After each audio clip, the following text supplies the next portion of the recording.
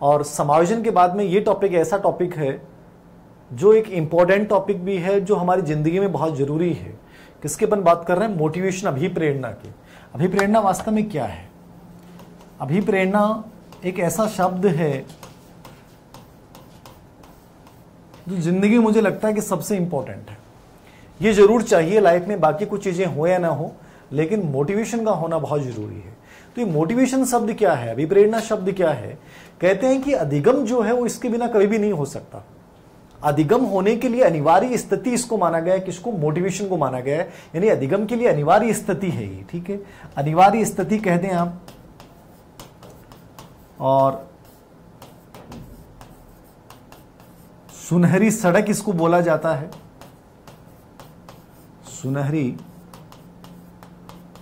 सड़क, ठीक है। मतलब एक प्रकार से आप ये कह सकते हैं कि गोल्डन राजमार्ग, अधिगम तक आपको पहुंचना है तो अधिगम तक किसके माध्यम से पहुंचोगे? मोटिवेशन की सहायता से पहुंचोगे। तो अधिगम के लिए अनिवार्य स्थिति माना गया है, अधिगम की सुनहरी सड़क माना गया है, और अधिगम का सर्वश्रेष्ठ राजमार्ग इसको कहा जाता है। क्या कहा जाता है? सर्वश्रेष्ठ राजमार्ग, अधिगम का सर्वश्रेष्ठ राजमार्ग। और किसने कहा था? स्किनर। किसने कहा था? स्किनर। देखो, तीन चीजें मैंने सिंपल चर्चा की है। मोटिवेशन वास्तव में क्या है? अभिप्रेरणा हमारी एक आंतरिक स्थिति होती है, इसका शाब्दिक अर्थ होता है आंतरिक उत्तेजना। शाब्दिक अर्थ क्या होता है? आंतरिक उत्तेजना है, क्योंकि बाह्य रूप से परिलक्षित नहीं होती, दूसरे को दिखाई नहीं देगी, केवल आपको महसूस होगा कि मेरे अंदर मोटिवेशन है, ठीक है। इसको अधिगम की क्या माना गया है? अनिवार्य स्थिति माना गया है। अधिगम के लिए इसको क्या माना गया है? सुनहरी सड़क, गोल्डन मार्ग माना गया है, मतलब इसके बिना लर्निंग नहीं हो सकता। और अधिगम का सर्वश्रेष्ठ राजमार्ग इसे कहा जाता है। और ये किसने कहा था? स्किनर ने कहा था। तो एक नॉर्मली बिंदु है कि अधिगम के लिए और जिंदगी में आगे बढ़ने के लिए सबसे इंपॉर्टेंट चीज क्या है? मोटिवेशन होना जरूरी है। और मोटिवेशन नहीं होगा तो किसी भी क्रिया कार्य को आप कर नहीं पाएंगे, और कर पाएंगे तो वो अंतिम लक्ष्य तक कभी भी नहीं पहुंच पाएगा। इसलिए जिंदगी में किसका होना बहुत जरूरी है? अभिप्रेरणा। अब जैसा कि मैंने पहले आपको बताया है, किसी भी टॉपिक को समझने के और पढ़ने के लिए आपको माइंड में एक इमेज क्रिएट करनी है कि मैं कैसे इस टॉपिक को पढ़ के जाऊं ताकि मेरा कोई भी प्रश्न गलत नहीं हो, ठीक है। तो इसके लिए आपको पूर्व एग्जाम्स के प्रश्न पत्र को जैसे हम देखते हैं तो उनसे हमारे माइंड में एक इमेज क्रिएट होती है कि मोटिवेशन में इंपॉर्टेंट क्या है। देखिए, इस टॉपिक में से 2 प्रश्न एग्जाम में पूछे जाते हैं। कितने प्रश्न पूछे जाते हैं? 2 प्रश्न। स्पेशली रिट के अकॉर्डिंग बात कर रहा हूं मैं। 2 प्रश्न पूछे जाते हैं, और इसका सबसे इंपॉर्टेंट जो पार्ट होता है वो अभिप्रेरणा के तत्व होते हैं और अभिप्रेरणा के प्रकार। लगभग अभी तक का जो रेशियो है पिछले 10 वर्ष के प्रश्नों को यदि अपन देखते हैं तो अभिप्रेरणा के प्रकार पे और अभिप्रेरणा के तत्व एलिमेंट्स ऑफ मोटिवेशन के ऊपर सबसे अधिक प्रश्न पूछे गए। वो तो खैर दोनों अपन समझे ही समझेंगे, लेकिन हमें पूरा टॉपिक ही समझना है। हमें गुंजाइश छोड़नी नहीं है कि किसी टॉपिक को पढ़ने के बाद कि सर ये छूट गया, ये रह गया, ऐसा कुछ भी अपने को कार्य नहीं करना है। अपने को कंप्लीटली पूरा टॉपिक समझना है। तो मैं शुरुआत से कंप्लीटली आपको समझा रहा हूं। नॉर्मली अभिप्रेरणा का वास्तविक अर्थ क्या होता है? आंतरिक उत्तेजना है। कौन सी उत्तेजना है ये? आंतरिक उत्तेजना। मतलब आपके अंदर महसूस होता है, बाहरी रूप से किसी को भी पता नहीं चलेगा कि आप मोटिवेट है, ठीक है। तो अभिप्रेरणा का शाब्दिक अर्थ क्या हो गया? आंतरिक उत्तेजना हो गया। अभिप्रेरणा क्या है? अनिवार्य स्थिति है, सुनहरी सड़क है, सर्वश्रेष्ठ राजमार्ग किसने कहा था? स्किनर ने कहा था। अब अपन इसकी अर्थ की उत्पत्ति शब्द की अपन चर्चा करें। उत्पत्ति शब्द की यदि अपन चर्चा करते हैं तो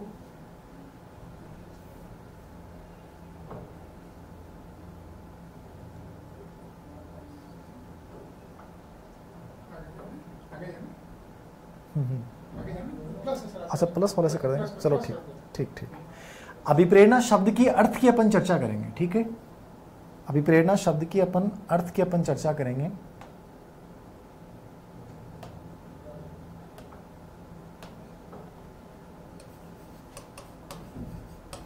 मतलब इसकी उत्पत्ति कैसे हुई है, ठीक है। तो मोटिवेशन जो शब्द है, ठीक है, मोटिवेशन जो शब्द है हमारा,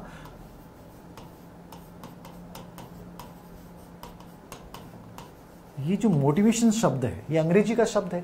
और ये मोटिवेशन शब्द की उत्पत्ति लैटिन भाषा के 2 शब्दों से हुई है। किससे हुई है? 2 शब्दों से। कौन कौन शब्द हैं वो? एक होता है मोटम और एक होता है मोवियर। समझिएगा, कई बार हमारे अंदर कंफ्यूजन होता है कि सर मोटम सही है कि मोवियर सही है। देखिए एनसीईआरटी बुक्स में लिखा हुआ है मोवियर, ठीक है, और पूर्व एग्जाम्स में एक प्रश्न आया था कि मोटिवेशन शब्द की उत्पत्ति लैटिन भाषा के शब्द से हुई है मोटम। तो इसमें कोई कंफ्यूजन नहीं पालना है, दोनों शब्द कभी भी एक साथ नहीं आएंगे, एक ही इनमें से आएगा, बात एक ही है, चाहे वो मोटम हो चाहे वो मोवियर हो, ठीक है।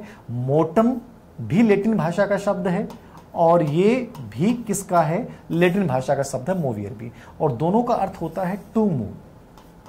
क्या होता है, टू मूव, और टू मूव का मतलब क्या होता है, गति करना।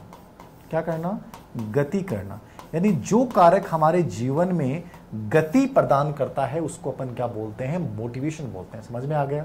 मोटम MOTUM मोटम, दूसरा मोवियर MOVRE मोवियर। शाब्दिक अर्थ क्या हो गया, टू मूव। टू मूव का मतलब क्या होता है, गति करना, ठीक है। तो हमारे जीवन में कोई भी ऐसा कारक जो हमें आगे बढ़ने के लिए, जीवन में आगे दौड़ाने के लिए प्रेरित करता है, उस शब्द का नाम क्या है, मोटिवेशन है। यानी कोई व्यक्ति सो रहा है और वो व्यक्ति सोता हुआ खड़ा होगा, ये मोटिवेशन है। खड़ा होने के बाद चलने लग जाएगा, ये मोटिवेशन है, और चलने के बाद वो दौड़ना शुरू कर देगा, ये मोटिवेशन है, ठीक है। तो शरीर में जो हमारे अंदर गति पैदा करता है, जो लक्ष्य की ओर हमें प्रेरित करने वाली क्रिया है, उसको वास्तव में हम क्या बोलते हैं, मोटिवेशन।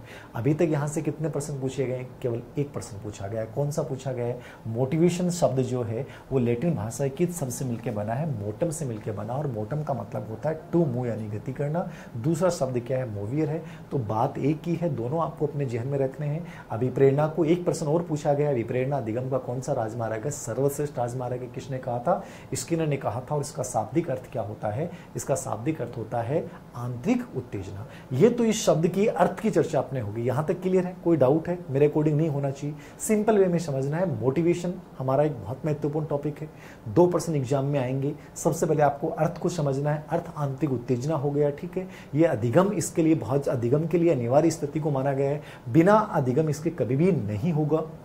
अधिगम का हृदय इसको बोला जाता है, सर्वश्रेष्ठ राजमार्ग इसको बोला जाता है, सुनहरी सड़क इसको बोला जाता है, और इसकी उत्पत्ति लैटिन भाषा के मोटम और मोवियर से हुई, जिसका मतलब होता है टू मूव, गति करना। जो कारक मेरे जीवन में गति प्रदान करेगा उसको हम क्या बोलते हैं, मोटिवेशन। समझ में आ गया यहाँ तक। अब अपन इसकी डेफिनेशन की चर्चा करेंगे। किसकी चर्चा करेंगे, परिभाषाओं की अपन चर्चा करेंगे। अब देखिए परिभाषा जब भी पढ़ते हैं, मैंने आपको पहले भी कहा हर टॉपिक में डेफिनेशन आएंगी, कितनी सारी कवर कर सकते हैं ये आपकी स्टेमिना और आपकी मेमोरी पे डिपेंड करता है। लेकिन मेरा हमेशा आपसे एक निवेदन रहेगा कि जो आ चुकी हैं वो जरूर पढ़ लें, और मैं एक अपना अनुभव बताऊंगा, मुझे लगता है कि ये इंपॉर्टेंट है, आप कम से कम उसको जरूर देख लें। बाकी मैं चर्चाएं कंप्लीटली आपके साथ करने जा रहा हूं, ठीक है। तो मोटिवेशन की डेफिनेशन की अपन चर्चा करते हैं, तो सबसे इंपॉर्टेंट डेफिनेशन जो इसमें होती है वो है गुड के अनुसार। चलो ठीक है, गुड के अनुसार।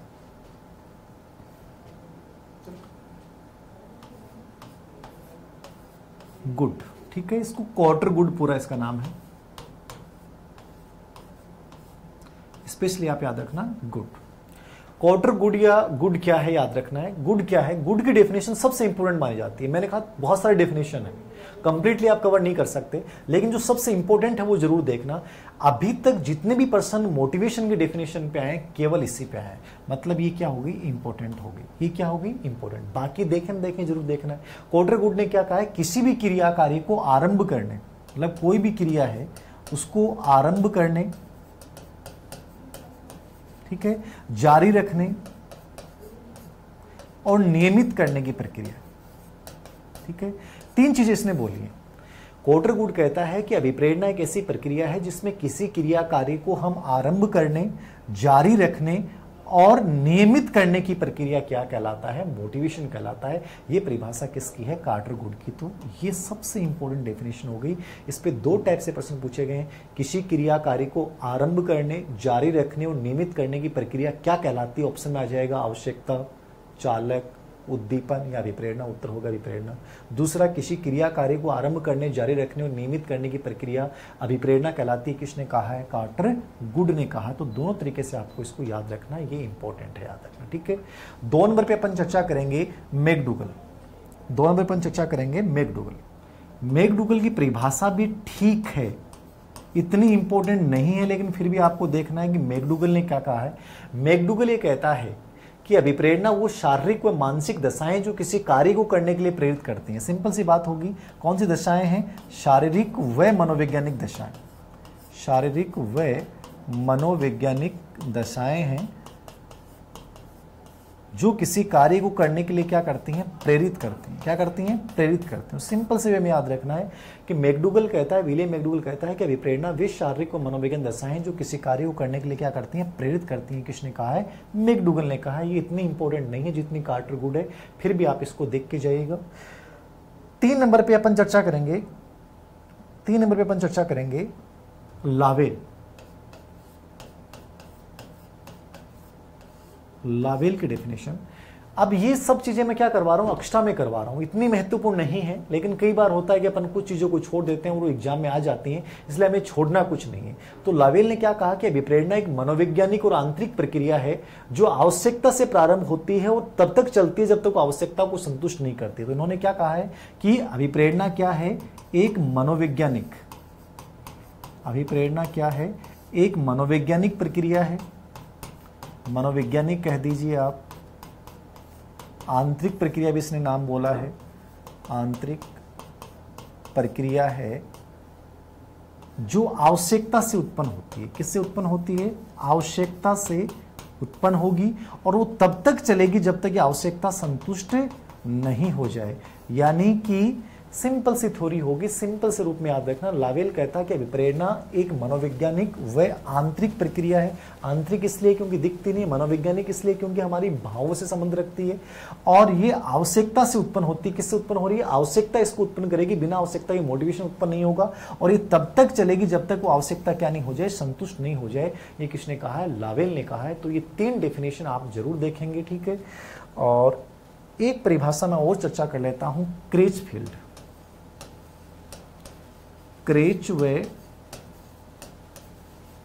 क्रेचफील्ड के अनुसार इंपॉर्टेंट नहीं है, लेकिन जैसा मैंने कहा कि कुछ चीजें हमें देखनी है, ठीक है, क्या चीज क्या है क्या नहीं है।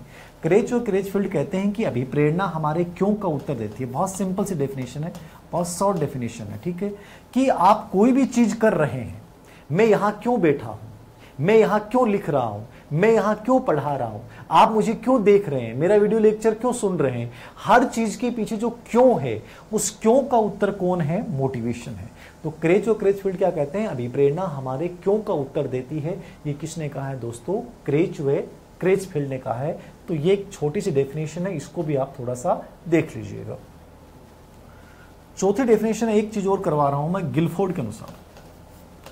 गिलफोर्ड ने भी अभिप्रेरणा की डेफिनेशन दी है, कोई इंपॉर्टेंट नहीं है, इतनी महत्वपूर्ण नहीं है, फिर भी आपको देखना है। ये कहता है कि अभिप्रेरणा कोई विशेष कारक या दशा है जो किसी क्रिया को आरंभ करने और बनाए रखने के लिए प्रेरित करता है। मतलब इसने कहा है कि विशेष कारक या दशा है। कौन सा कारक दशा है? विशेष कारक या दशा है जो किसी कार्य को आरंभ करने, क्या करने? आरंभ करने या उसे बनाए रखने के लिए उत्तरदायी होता है। तो बहुत सिंपल सी परिभाषा दी है गिलफोर्ड ने। अभिप्रेरणा विशेष कारक या दशा है जो किसी कार्य को आरंभ करने और उसे बनाए रखने के लिए क्या होती है? जिम्मेदार होती है, उत्तरदायी होती है। तो ये दोस्तों डेफिनेशन आपको देखनी है। इसके अलावा करो एंड करो ने भी एक छोटी सी डेफिनेशन दी है कि अभिप्रेरणा का संबंध सीखने में रुचि उत्पन्न करने से है, ठीक है ना। करो एंड करो जानते हैं, ये 2 व्यक्ति हैं, याद रखना। आपको सिंपल वे में केवल इतना याद रखना है, करो एंड करो। इन्होंने कहा है कि अभिप्रेरणा जो है उसका संबंध सीखने में रुचि उत्पन्न करने से है। किससे उत्पन्न करने से? यानी जो भी क्रिया कार्य आपके सीखने में रुचि उत्पन्न करता है उसको क्या नाम दिया है इसने? मोटिवेशन दिया है। किसकी डेफिनेशन है? करो एंड करो। तो ये मैंने 5 डेफिनेशन की आपके साथ चर्चा की है। स्पेशली आपको याद रखनी है कौन सी? गुड की परिभाषा, जो किसी क्रिया कार्य को आरंभ करने, जारी रखने और नियमित करने की प्रक्रिया कहलाती है, वो गुड ने कहा है। मैकडूगल, अभिप्रेरणा भी शारीरिक और मनोवैज्ञानिक दशाएं हैं जो किसी कार्य को करने के लिए प्रेरित करती हैं। और तीसरी जो परिभाषा है हमने चर्चा की है लावेल की, अभिप्रेरणा आवश्यक मनोवैज्ञानिक और आंतरिक प्रक्रिया है जो आवश्यकता से प्रारंभ होती है और तब तक चलती जब तक आवश्यकता वो संतुष्ट नहीं हो जाए। ये 3 डेफिनेशन सबसे इंपॉर्टेंट मानी जाती हैं। बाकी क्रेचफील्ड, गिलफोर्ड, कमेंट करो, आप देख लें, ये आपकी मर्जी है। बाकी अपनी जो किताब है अवनी मनोविज्ञान, उसमें मैंने खूब सारे डेफिनेशन डाल रखे हैं। तो सब परिभाषाएं पढ़ना दोस्तों संभव नहीं होता है, आप इतना सा जरूर देख लीजिएगा। तो ये मोस्ट इंपॉर्टेंट डेफिनेशन की मैंने आप लोगों के साथ चर्चा की है। ये तो परिभाषा और अर्थ की चर्चा हो गई, यानी नॉर्मली आपको अर्थ समझना है कि मोटिवेशन वास्तव में क्या है और मोटिवेशन की डेफिनेशन क्या है। अब इस टॉपिक का सबसे पहला और इंपॉर्टेंट पार्ट अपन शुरू कर रहे हैं, अभिप्रेरणा की प्रकृति, नेचर ऑफ मोटिवेशन। देखिए, किसी भी टॉपिक को आप पढ़ें और हर टॉपिक में ये बिंदु आता है, हर टॉपिक में बिंदु आता है प्रकृति। चाहे अपन व्यक्तित्व पढ़ें, अपन समायोजन अपन पढ़ें, बाल विकास अपन पढ़ें, अधिगम जब अपन पढ़ें, हर टॉपिक का पहला बिंदु ही होता है प्रकृति का मतलब समझिए। सबसे पहला प्रश्न तो आपके दिमाग में आना चाहिए कि सर हम प्रकृति क्यों पढ़ रहे हैं। देखिए, प्रकृति का मतलब ये होता है कि वो विषय जो कंटेंट है उसकी पूरी समझ आपके दिमाग में क्रिएट हो जाएगी कि वास्तव में वो क्या है। ठीक है, यहां से प्रश्न पूछने का तरीका कैसे होता है, मतलब आप इसको कैसे पढ़ के जाएं कि आपका उत्तर गलत नहीं हो। तो प्रकृति का मतलब सिंपल वे में प्रश्न पूछेगा, अभिप्रेरणा के बारे में सही क्या है या विप्रेरणा के बारे में सही क्या नहीं है, सत्य क्या है, असत्य क्या। आपके सामने 4 कथन दिए हुए होंगे, उनमें से किसी एक सही कथन का आपको चुनाव करना है। तो सही क्या है और गलत क्या है, मतलब पूरा टॉपिक का अर्थ जो है वो आपके माइंड में क्लियर हो जाएगा। ये बिंदु कहलाता है प्रकृति या विशेषता। तो 2 टाइप से प्रश्न पूछ सकता है, अभिप्रेरणा के बारे में क्या सत्य है, अभिप्रेरणा की विशेषता है या नहीं है, मतलब इस प्रकार से 2 टाइप से आपसे प्रश्न पूछेगा। अब जैसे मान लीजिए कोई भी बिंदु अपन पढ़ रहे हैं, कई बार आपका ये सवाल होता है कि सर कंप्लीटली याद भी नहीं होता, कवर ही नहीं होता, कैसे क्या करें। तो देखिए, कंप्लीट याद कवर नहीं हो कोई दिक्कत नहीं है, आपको ये पहचान लानी है कि यहाँ इंपॉर्टेंट क्या है। अब तक यहां से कैसे प्रश्न पूछे गए कम से कम वो जरूर आप पढ़ के जाएं, पूरा आप याद नहीं कर सकते, कोई दिक्कत नहीं है। ठीक है, तो प्रकृति में मैं आपको बताऊंगा कि अब तक जो विभिन्न एग्जाम्स हुई हैं, जितने भी पेपर हुए हैं साइकोलॉजी में, मोटिवेशन टॉपिक की प्रकृति जो है उसके ऊपर अब तक कितने प्रश्न पूछे गए, 4 प्रश्न पूछे गए। कितने प्रश्न पूछे गए टोटल, अब तक 4 प्रश्न पूछे गए। तो पूरा याद नहीं कर सकते जो मैं पढ़ाऊं, कम से कम आप वो 4 बिंदु कम से कम जरूर पढ़ के जाना कि अभिप्रेरणा की प्रकृति के बारे में 4 बिंदु जो है वो क्या है, इंपॉर्टेंट है। ठीक है, सिंपल वे में बता दिया कि प्रश्न पूछने का पैटर्न, 2 चीजें आपको कवर करनी है। पहली चीज आपको क्या कवर करनी है, अभिप्रेरणा जो है उसकी प्रकृति पे कैसे प्रश्न पूछेगा, अभिप्रेरणा के बारे में सही क्या है और सही क्या नहीं है, सत्य क्या है और सत्य क्या नहीं है। सिंपल पैटर्न एग्जाम का ये रहेगा। ठीक है, प्रश्न यहां से कितने पूछे गए हैं, 4 पूछे गए हैं। ठीक है, और 4 में से मान लीजिए मैं 8 विशेषता लिखूं, 10 विशेषता लिखूं, उनमें से आप कम से कम 4 या 5 विशेषताएं जो हैं जो एग्जाम में पूछी गई हैं उनको आपको बहुत अच्छे से कवर करना है, ये आपको जरूर पढ़ के जाना। ठीक है, अभिप्रेरणा की प्रकृति, 4 बिंदु मैंने बता दिए कि मोस्ट इंपोर्टेंट है, पढ़ा मैं पूरा रहा हूं। पहली विशेषता, अभिप्रेरणा एक आंतरिक प्रक्रिया है। कौन सी प्रक्रिया दोस्तों, आंतरिक प्रक्रिया। आंतरिक प्रक्रिया का मतलब क्या है कि ये बाहरी रूप से आपको दिखाई नहीं देती है, वास्तविक रूप से इसको मोटिवेशन के प्रकार के अपन जब चर्चा करेंगे तो वहां बाह्य भी आएगा, लेकिन जब प्रकृति चर्चा करते हैं तो इसको अपन क्या मानते हैं, ये एक वास्तव में आंतरिक प्रक्रिया है, केवल ये आपको महसूस होती है, बाह्य रूप से परिलक्षित नहीं होती है, इसको देखा नहीं जा सकता, इसलिए इसको क्या माना गया, आंतरिक प्रक्रिया माना गया है। इंपॉर्टेंट है, याद रखना। ठीक है, ये पहली प्रकृति होगी, इंपॉर्टेंट होगी। 2 नंबर पे याद रखना है, अभिप्रेरणा किससे प्रारंभ होती है। ये 2013 थर्ड ग्रेड में एक प्रश्न पूछा गया था कि अभिप्रेरणा प्रारंभ होती है, तो अभिप्रेरणा होने के लिए क्या जरूरी है, अधिगम जरूरी है। जैसे अधिगम के लिए विप्रेरणा जरूरी है, वैसे अभिप्रेरणा के लिए क्या जरूरी है, चालक जरूरी है, क्या जरूरी है। तो अभिप्रेरणा के लिए जरूरी क्या है, अभिप्रेरणा किससे प्रारंभ होती है दोस्तों, आवश्यकता से प्रारंभ होती है। किससे प्रारंभ होती है विप्रेरणा, आवश्यकता से प्रारंभ होती है। विदाउट नीड मोटिवेशन नहीं होगा। सिंपल सी बात याद रखना, आप सुन रहे हैं, आप मेरी क्लास पढ़ रहे हैं क्योंकि आपके अंदर नीड है, कि आपको लग रहा है कि रेट का एग्जाम होने वाला, साइकोलॉजी को ढंग से समझना है, वो आवश्यकता आपको प्रेरित कर रही है। आप छोटा सा भी अपन सांस भी ले रहे हैं तो आवश्यकता है, पानी पी रहे हैं तो आवश्यकता है, खाना खा रहे हैं तो आवश्यकता है। जिंदगी में कोई भी क्रिया कार्य बिना आवश्यकता के नहीं होता है। तो मोटिवेशन किससे प्रारंभ होता है, आवश्यकता से प्रारंभ होता है। इस चीज को आपको याद रखना है। ये प्रश्न भी 2013 थर्ड ग्रेड में आ गया। ठीक है, तीसरी चीज याद रखनी है, अभिप्रेरणा जो है वो कौन सी प्रक्रिया मानी गई है। वैसे शारीरिक प्रक्रिया भी होती है, लेकिन स्पेशली जो अभिप्रेरणा की प्रक्रिया मानी गई है वो कौन सी मानी गई है, मनोवैज्ञानिक या भावात्मक प्रक्रिया। अभिप्रेरणा को स्पेशली कौन सी प्रक्रिया माना जाता है, मनोवैज्ञानिक या भावात्मक प्रक्रिया माना जाता है।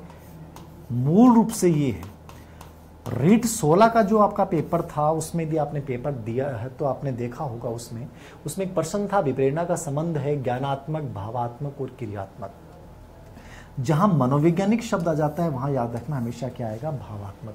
मोटिवेशन एक इमोशन है अपना और कुछ नहीं है। मैं कई बार मोटिवेशनल वीडियो के माध्यम से बातें करता हूं तो आपको लगता है कि सर आप कुछ भी कर जाएं, मतलब आपकी भावनाओं में क्या आता है, एक जबर सा आता है, उफान सा आता है कि यार मैं कुछ भी कर जाऊं। इमोशंस लाइफ में होने बहुत जरूरी है। बहुत से लोग कहते हैं कि सर भावनाएं होनी चाहिए कि नहीं होनी चाहिए। मैं कहता हूं जिंदगी में भावनाओं का होना बहुत जरूरी है। बिना भावनाओं के लाइफ में कुछ नहीं हो सकता, क्योंकि इमोशंस आपसे कुछ भी करवा सकते हैं। जो उत्तेजना पैदा होती है वो भावनाओं से पैदा होती है। इसलिए अभिप्रेरणा जो है वो कौन सा पक्ष है, याद रखना, भावात्मक पक्ष है। जिंदगी में बड़ी से बड़ी सफलताओं को अर्जित करने के लिए लाइफ में जिन्होंने बहुत कुछ हटके किया है, चाहे अपन सिकंदर की कहानी पढ़ें, चाहे अपन धीरूभाई अंबानी की कहानी पढ़ें, चाहे रतन टाटा की कहानी पढ़ें, इनमें कहीं ना कहीं इनकी सफलता के पीछे सबसे बड़ा हाथ किसका था, भावनाओं का था, संवेगों का था। इसलिए अभिप्रेरणा हमेशा कौन सा पक्ष होता है, भावात्मक पक्ष होता है। मैंने 3 विशेषताएं लिखी हैं, तीनों क्या है, इंपॉर्टेंट है। आंतरिक प्रक्रिया है, आवश्यकता से प्रारंभ होती है, और कौन सा पक्ष है, ये मनोवैज्ञानिक पक्ष है। ठीक है, कौन सा पक्ष है, मनोवैज्ञानिक पक्ष है, इसको भावात्मक रूप से आप कह सकते हैं। ठीक है, ये तीनों मोस्ट इंपोर्टेंट विशेषता हो गई। अपन चौथी विशेषता की अपन बात करें, अभिप्रेरणा जो है वो कर्मिक प्रक्रिया है, सीक्वेंसिक। ये प्रश्न अभी सेकंड ग्रेड एग्जाम में आया था। कर्मिक प्रक्रिया का मतलब समझते हैं आप? कर्मिक प्रक्रिया का मतलब समझ रहे हैं?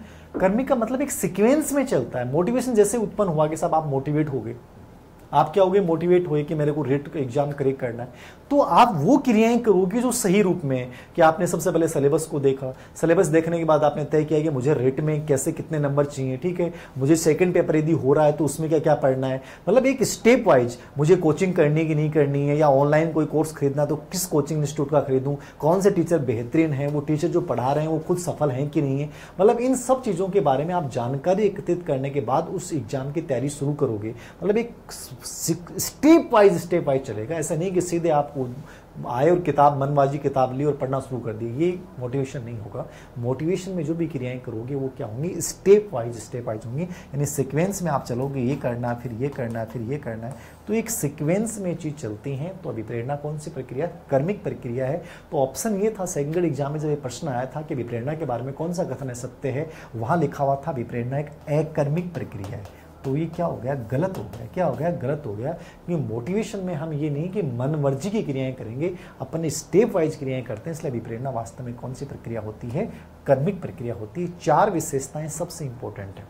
मैं कितनी भी पढ़ाऊं, मैंने कहा ये महत्वपूर्ण नहीं है। महत्वपूर्ण ये है कि मैं जब पढ़ रहा हूं तो मुझे ये आइडिया लगना चाहिए कि मैं ये पढ़ लूं, उसके बाद मुझे कोई दिक्कत नहीं, कम से कम ये 4 तो मुझे पढ़ के जाने। ये अभिप्रेरणा की प्रकृति चल रही है। 5वें बिंदु की अपन चर्चा कर रहे हैं, अभिप्रेरणा साध्य है या साधन है। ठीक है, साध्य है या साधन है। दिमाग काम कर रहा है। मैं पूछ रहा हूं अभिप्रेरणा साध्य होगा कि साधन होगा। साध्य मतलब लक्ष्य है मेरा, साधन उसको प्राप्त करने का तरीका। तो अभिप्रेरणा थोड़ी लक्ष्य है मेरा, अभिप्रेरणा तो उस लक्ष्य तक पहुंचाने वाला मार्ग है, राजमार्ग है। वहां तक जो पहुंचाएगा वो कौन पहुंचाएगा, मोटिवेशन पहुंचाएगा।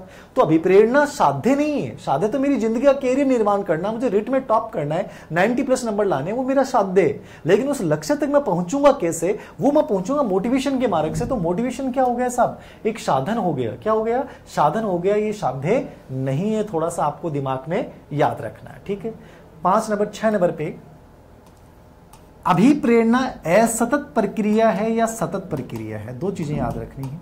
मैं एक असतत शब्द लिख रहा हूं, एक लिख रहा हूं सतत। ठीक है, मोटिवेशन की प्रकृति क्या होती है, मोटिवेशन की प्रकृति सतत होती है। यदि अभिप्रेरणा वास्तविक प्रेरणा है तो ये कहती है कि लक्ष्य प्राप्ति तक जारी रहती है। जब तक आप अपने लक्ष्य को प्राप्त नहीं कर लोगे तब तक आप रुकोगे नहीं, चलते रहोगे। असतत का मतलब होता है आप रुक गए। तो मोटिवेशन की प्रकृति को क्या माना गया है, निरंतर चलने वाली प्रक्रिया। जब तक जिंदगी में लक्ष्य को प्राप्त नहीं कर लोगे तब तक आप रुकोगे नहीं। इसको क्या कहा गया है, सतत प्रक्रिया माना गया है। ठीक है, अभिप्रेरणा 7वीं विशेषता की चर्चा मैं कर रहा हूं, ये इतनी इंपॉर्टेंट नहीं है फिर भी याद रखना है। अभिप्रेरणा की गति एक समान होती है, अलग अलग होती है। तो अभिप्रेरणा की गति क्या होगी, मेरे अंदर मोटिवेशन अलग लेवल का है, आपके अंदर मोटिवेशन एक अलग लेवल का है। ठीक है, किसी में एक अलग लेवल का है। तो मोटिवेशन जो होता है उसकी गति सब में क्या होती है, अलग अलग होती है। यानी व्यक्तिगत विभिन्नताएं प्रभावित करते हैं, सब में इसकी गति क्या होगी, अलग अलग होगी, समान नहीं होगी। गति क्या होगी, इसमें अलग अलग होती है, समान गति नहीं होती है। कोई बहुत फास्ट दौड़ रहा है, कोई उसेन बोल्ट की तरह दौड़ रहा है, तो कोई हिमा दास की तरह दौड़ रहा है, कोई किसी की तरह दौड़ रहा है, सबकी गति अपनी अपनी है, सबका एक तरीका अपना अपना होता है। तो अभिप्रेरणा पे व्यक्तिगत भिन्नताओं का फर्क पड़ता है। अभिप्रेरणा की गति प्रत्येक व्यक्ति में क्या होती है, अलग अलग होती है। ठीक है, आठवीं विशेषता की अपन चर्चा कर रहे हैं, अभिप्रेरणा में व्यक्ति कौन सी क्रियाएं करता है। तो अभिप्रेरणा में व्यक्ति चयनात्मक क्रियाएं करता है। कौन सी क्रियाएं करता है, चयनात्मक, मतलब सिलेक्टिव क्रियाएं करोगे। मोटिवेशन है तो आप वही क्रियाएं करोगे जो आपकी जिंदगी में सहायक है। कई बार होता है कई बच्चे कहते हैं सर गुरुजी मैं तो 4 साल से तैयारी कर रहा हूँ, 5 साल से पढ़ रहा हूँ, मेरा सिलेक्शन ही नहीं हो रहा है, कभी 1 नंबर से रह जाता हूँ, कभी 2 नंबर से रह जाता हूँ। ठीक है, हर बार कोई ना कोई समस्याएं आ जाती हैं, सर क्या करना चाहिए। देखिए, आप जब अनावश्यक चीजें पढ़ना शुरू कर देंगे तब सिलेक्शन नहीं होगा। मैं हमेशा इस चीज को बोलता हूँ, अपने लाइव सेशन में भी इस चीज की चर्चा करता हूँ कि जिंदगी में आपके लिए वांछनीय क्या है। यदि आप रियल मोटिवेट हैं तो आपको ये पता चलना चाहिए कि मुझे ये पढ़ना है, मुझे ऐसे पढ़ना है, ये चीजें मेरे लक्ष्य प्राप्ति में सहायक हैं और ये सहायक नहीं है। यदि मैटर और कंटेंट की कोई कमी नहीं है, हर जगह मैटर कंटेंट उपलब्ध है, लेकिन पढ़ते समय आपको ये स्मार्ट स्टडी करनी पड़ेगी कि वास्तव में मेरे लिए जरूरी क्या है, मुझे वो कौन चीजें पढ़नी है और कौन चीजें नहीं पढ़नी है। तो मोटिवेट यानी अभिप्रेरित व्यक्ति कौन सी क्रियाएं करता है, चयनात्मक क्रियाएं करता है कि ये चीजें मुझे लक्ष्य प्राप्ति में सहायक है और ये सहायक नहीं है तो उनको छोड़ देगा और बाकी को वो नहीं करेगा। तो चयनात्मक प्रक्रिया है। और 9वीं विशेषता जो है वो अभिप्रेरणा क्या है, उत्सुकता युक्त प्रक्रिया। उत्सुकता जानते हैं, एनर्जी। ठीक है, एक उत्साह रहता है आप में, मोटिवेशन है तो आप थकोगे नहीं, थकान शब्द भूल जाओगे। आप कहते हो सर मूड ही नहीं बनता है, हिम्मत ही नहीं होती, सुबह 4 बजे उठा नहीं जाता है। साहब जिनमें मोटिवेशन है वो घोड़े की तरह दौड़ते हैं। किसकी बात कर रहा हूं मैं, घोड़े की तरह। घोड़ा उत्साह का सबसे चरम संकेत है, याद रखना। घोड़े ज्यादा कोई उत्साही नहीं होता जानवरों में, तो ये घोड़े की तरह हर समय एनर्जी वाट होते हैं कि कुछ भी करना और हर समय करना, कभी थकान इनमें नहीं आएगी। तो अभिप्रेरणा में जो होती है वो उत्साह रहता है। और याद रखना अभिप्रेरणा में ध्यान केंद्रित रहता है, आपका अटेंशन आपका एक जगह ही रहेगा, केंद्रित रहेगा, आप डाइवर्ट नहीं होंगे। किसमें, मोटिवेशन में। तो अभिप्रेरणा एक उत्सुकता युक्त प्रक्रिया भी है और अभिप्रेरणा में क्या रहता है, आपका ध्यान एक जगह केंद्रित रहता है। ये इसकी प्रकृति है, इसको हल्का सा देख के जाना है। मैंने 9 से 10 विशेषताओं की आपके साथ चर्चा की है, कंप्लीटली नहीं पढ़ पाओ, सिंपल सी बात याद रखना। अभिप्रेरणा आंतरिक मनोवैज्ञानिक प्रक्रिया है, शारीरिक प्रक्रिया भी इसको माना गया है। ठीक है, अभिप्रेरणा जो है वो आवश्यकता से प्रारंभ होती है। ठीक है, अभिप्रेरणा जो है वो लक्ष्य प्राप्ति तक जारी रहती है। अभिप्रेरणा कौन सी प्रक्रिया है, कर्मिक प्रक्रिया है। अभिप्रेरणा का संबंध हमारे किससे होता है, हमारे इमोशन से, हमारी भावनाओं से होता है। ठीक है, इसके अलावा ये साधन है, सतत चलती है, प्रत्येक व्यक्ति में गति इसके अलग होती है। चयनात्मक सिलेक्टिव क्रियाएं आप लोग करेंगे। ठीक है, उत्सुकता युक्त प्रक्रिया है, ध्यान केंद्रित प्रक्रिया है। ये मोटिवेशन के एक प्रकार से क्या होगी, प्रकृति होगी। समझ में आ गई। सिंपल से वक्त में याद रखना है, सिंपल प्रश्न पूछेगा अभिप्रेरणा के बारे में सही क्या है और सही क्या नहीं है, कोई टेंशन नहीं रखनी है, बस आत्मसात करो साइकोलॉजी को। यहां पर 20 विशेषताओं की भी चर्चा कर सकते हैं, लेकिन हमने वो चर्चाएं पढ़ी हैं जो हमारे लिए जरूरी था। तो ये थोड़ा सा आप माइंड में याद रखिएगा। ठीक है, ये प्रकृति हो